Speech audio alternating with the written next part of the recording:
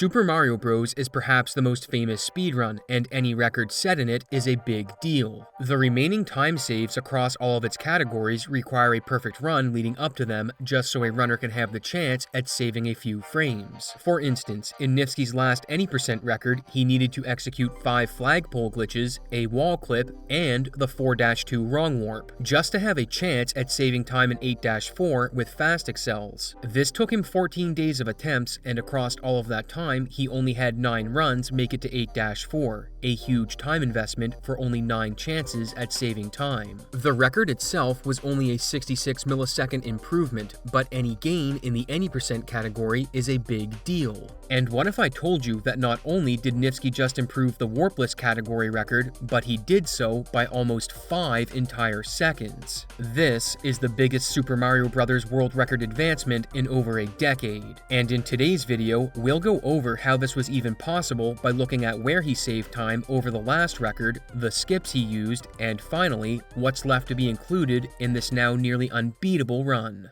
The run we're about to look at has a ton of insane glitches that skip lots of content, but one thing you won't want to skip is this video's sponsor, AceCraft Sky Hero. AceCraft Sky Hero is a bullet hell game in the rubber hose cartoon art style that was popularized in the 1930s, and since it's designed for 5-minute sessions, it's like a speed run every time you play.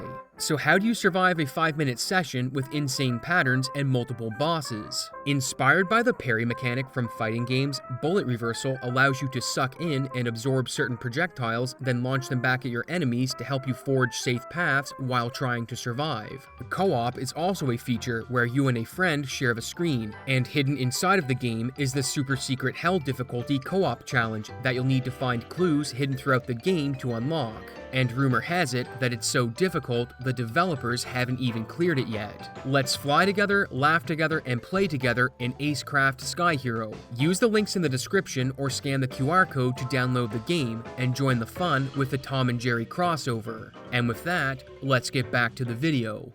Super Mario Bros. Any percent is one of the most well-known speedruns in history, with the 2 warp areas making the run possible in under 5 minutes. However, the warpless category prohibits using warp zones and forces you to complete every level in the game, and this is the category Niftski just destroyed. Comparing the 2 categories, we see that any percent skips 1-3, 1-4, all of Worlds 2 and 3, 4-3, 4-4, and all of Worlds 5, 6, and 7. This means the warpless speedrun does 24 more levels than any percent, so let's start at the first thing warpless does that any percent skips, the flagpole exit in 1-2. If you've only seen a speedrun or used the warp zone, you may never have seen this flagpole before, and by using a flagpole glitch, you can save 0.3 seconds. When you grab a flag normally, Mario has to travel to the bottom of it and wait for the flag to descend before making his exit. But by landing at a precise position next to the block and jumping, you can clip into the block and grab the flagpole without sliding down it or triggering the flag to come down,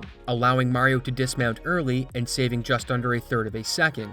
Next is 1-3, and the only thing significant about this level is that it picks up a mushroom so that in 1-4 you can grab a fire flower, which is used to kill Bowser in every castle level and clear enemies, a seemingly small action that pays dividends throughout the run. This brings us to 1-4, the first castle level, and the most significant thing about it is that you need to kill Bowser without slowing down, or you'll miss the frame rule, which loses 21 frames. And if you've never heard of a frame rule, don't worry, we'll talk about them in just a bit. Also, throughout the run, there are a lot of frame-perfect tricks, so every time you see this symbol, it means another frame-perfect input has been hit by Niftski. Which brings us to 2-1, where a 2-trick setup is required for a flagpole glitch. The first is a pipe clip, where by doing a frame-perfect jump, you can stomp on a Goomba and bounce into the pipe. And since a lot of the clips we'll be looking at involve abusing wall physics, it's worth explaining how they work. When Mario hits a wall, he isn't stopped immediately as the game doesn't realize he's touching the wall until he's inside of it, where it then applies a force to keep him out.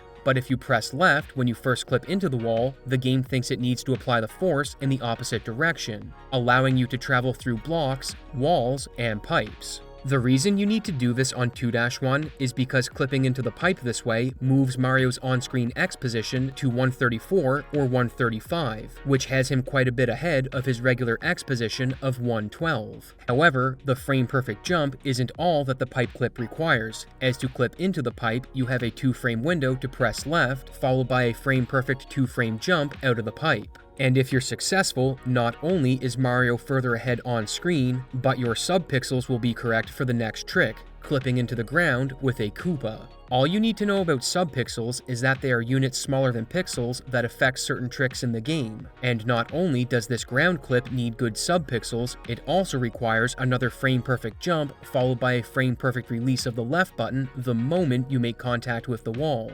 If both of the previous glitches are performed correctly, you'll be set up for the flagpole glitch. However, this isn't a normal flagpole glitch, it's a full flagpole glitch. Looking back at 1-1, you see that while skipping the flag animation, Mario still has to walk to the castle, after which the in-game time starts counting down. But a full flagpole glitch skips both of these animations and has the in-game time count down immediately, saving almost a second and a half over a flagpole glitch. To do this full skip, once you're in the ground, you need to release B and do a frame-perfect 1-frame jump into the pole, with the reward being the biggest time save in the entire run, as the baseline flagpole glitch saves 2 frame rules compared to a normal level exit, with a full flagpole glitch saving an additional 1.4 seconds for a grand total of 2.1 seconds of time save. And it's now time to explain what a frame rule is.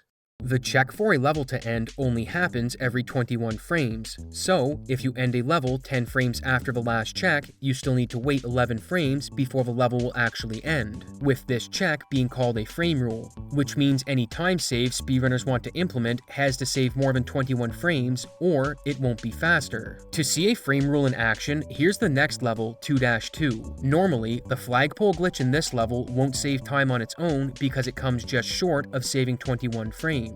But by holding down plus right at the start and swimming off the coral, the whirlpools in the level get manipulated out of your way, saving 2 to 3 frames, which barely saves enough time to beat the frame rule. He does another flagpole glitch in 2-3, which has the standard setup, and it saves time because this level was completed without it in his previous record. Moving forward to 3-1, we see the second full flagpole glitch of the run, which saves a whopping 1.4 seconds. Like the previous full flagpole glitch, you need to perform a pipe clip to get Mario's X position offset, but this one is a bit different. This pipe clip requires 2 frame-perfect inputs. It starts with a downright input to get good subpixels, then a frame-perfect jump where you hold the button for 5 frames, followed by a 2-frame window for a left press to clip into the pipe with a left button release right after. And that's just to set up the pipe clip. Once inside the pipe, you need to press left for 1 to 2 frames to get Mario turned around, followed by a down right input when exiting the pipe, with all of these incredibly precise tricks getting Mario offset from his regular X position for one singular purpose: this Koopa at the top of the stairs. If you get to this Koopa without offsetting Mario, it will walk off the top stair before you can reach it, which kills the setup for the flagpole glitch, as there's no way to get the shell over the last stair if it walks off. However, by offsetting Mario's X position, you can get to the Koopa before it falls off the edge, but just getting there is only half the battle. With the Koopa in place, there's a frame-perfect jump off the second stair, a frame-perfect jump when you land on the Koopa where you hold the button for 5 frames, and another frame-perfect jump and release to get the correct trajectory to clip into the flagpole, with a very generous 2-frame window to press left for the clip being the cherry on top. If all of that goes right, you'll bounce off the shell and get a full flagpole glitch, and moving into 3-2, he exits this level normally. But in 3-3, he uses a flagpole glitch that saves 2 entire frame rules. Normally, a flagpole glitch saves 21 frames, so if you hit it, it saves a frame rule. But that's compared to grabbing the flagpole at the top. In 3-3, you can only grab the flagpole near the bottom if you follow the optimal route, as jumping from the closer platform loses time, and because of this, the flagpole glitch saves 2 frame rules. However, Niftski has a problem. Coming off the platform, he jumped a frame late, which in theory kills the trick due to subpixel shenanigans. However, he realized this happened and on the fly did a mid-air frame-perfect A-release before the peak of the jump to get his subpixels back on track, which is absolutely insane since this correction has no visual cue.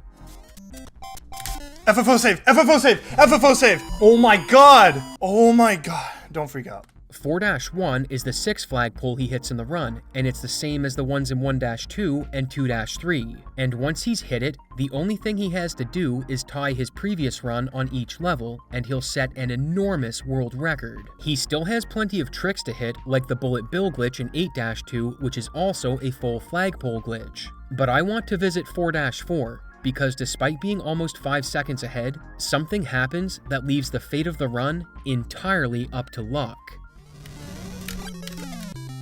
No, no, no. It's over. It's not over. It's not. 5-1 FPG. As a general rule, you want the in-game time to be 2:53 when you end this level, as it's a good indicator that you're going to save the frame rule based on subpixel positioning. However, it's possible for the camera to scroll 2 pixels less to the right before the screen scroll stops when you land on the axe, which loses 2 frames when Mario walks to Toad. If this happens and you get the last frame of the 3:53 in-game time when you grab the axe, there's a 40% chance you'll lose the frame rule by a frame. However, this didn't happen in Niftski's run. Something far worse did. If you look at the timer when he goes to Toad, it says 3:52, meaning he missed the good in-game time and will miss the frame rule. However, this time loss doesn't outright kill the run. It just means he'll have to go for a flagpole glitch in 5-1 or 5-2. But there's another possibility. Niftski's camera didn't scroll 2 pixels short of where it needed to go, it scrolled 2 pixels too far, which only happens in 20% of cases as it's subpixel dependent. This extra camera scroll saves 2 frames when walking to Toad, and since he missed the good in-game time by a single frame, the 2 frames saved by the extra camera scroll kept the run alive by pure luck. This means he doesn't have to go for another flagpole glitch in World 5. But he's not out of the woods yet. There's still plenty of hard levels left, and 7-4 is no exception. For this level, you want the in-game time to be 3:46 when you hit the axe, except the last frame of this in-game time, combined with a camera scroll of 2 pixels less than optimal, will lose the frame rule by a frame. Why'd I flick so slow? I think I'm about to get bailed. Why'd I flick so slow? Did I get bailed out again? I did. I got bailed out again. That's another remainder 0. Just focus.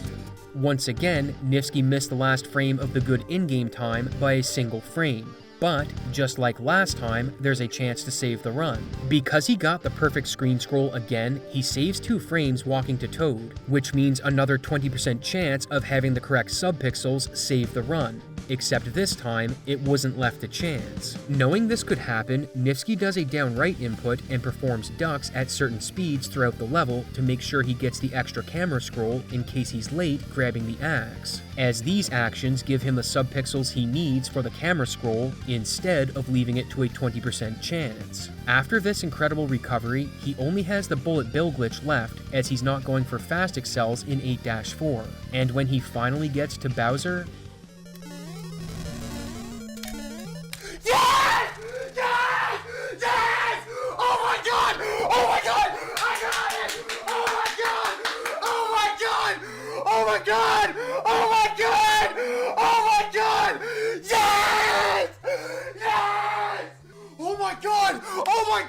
I got it! Dude! Oh my god! Oh my god! Oh my god! That's my hardest world record ever! Oh my god! Guys! Yes! Yes! Yes! Yes! Yes! this world record is insane, and it's the biggest time cut in over a decade, as the last time the record was lowered by more than this was in 2013. What's more incredible is that of the tricks we looked at, there were a total of 12 frame-perfect inputs. However, the run itself contains 37, along with many inputs that have a 2-frame window, which leaves one question: what's left to save? The TAS is 13 seconds faster than Niftski's run, and it makes use of a few things, such as a full flagpole glitch in 1-3, 1 in 2-1, a very jank full flagpole glitch in 2-3, more in 3-1, 2, and 3, 2 more in World 5, 1 in World 6, 2 in World 7, and finally 1 in World 8.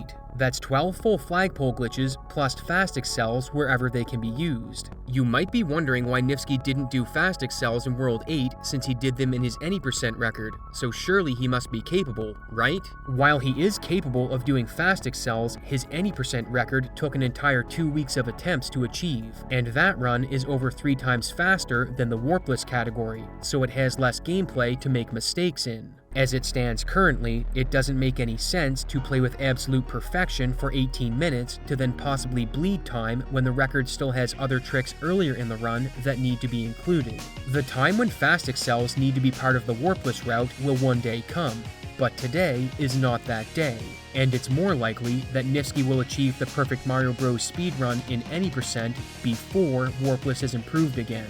Thanks for watching, and I hope to see you in the next exciting episode of Abyssoft Z.